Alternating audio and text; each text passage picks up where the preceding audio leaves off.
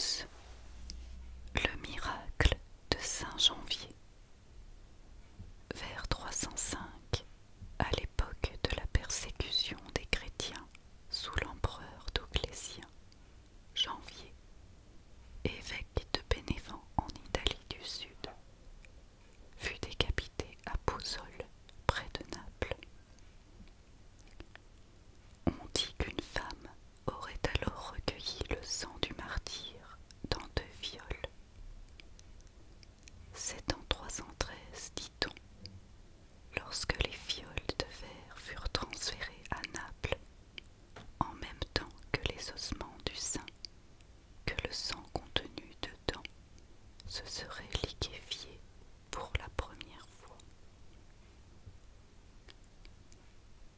Le 19 septembre de chaque année, qui correspond selon la légende à la naissance de Saint Janvier, San Gennaro, a lieu dans la cathédrale de Naples un singulier spectacle.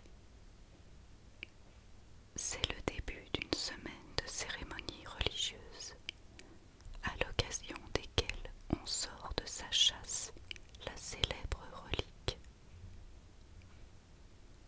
Les 2 fioles, de forme légèrement aplatie et obturées par un mastic foncé, sont enfermées dans un ostensoir derrière un verre protecteur.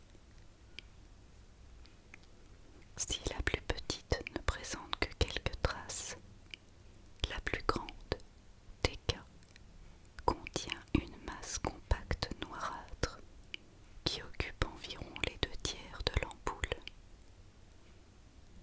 On dit qu'il s'agit du sang du martyr et que le jour de sa naissance, ainsi qu'à certains jours de fête, le sang se liquéfie dans l'ampoule. Lorsque ce prodige ne se produit pas, les Napolitains y voient un très mauvais présage. Après avoir sorti du reliquaire d'argent l'ostensoir contenant le sang de Saint Janvier, le prêtre l'approche de la relique de la tête du saint et le montre à plusieurs reprises aux fidèles réunis dans l'église. L'émotion de l'assistance ne cesse de croître. Les chants redoublent d'intensité. Les litanies se muent en invocations extatiques, accompagnées de gestes solennels et incantatoires. Lorsque le miracle tarde à venir, les prières se transforment parfois, selon certains témoignages, en imprécations et en malédictions.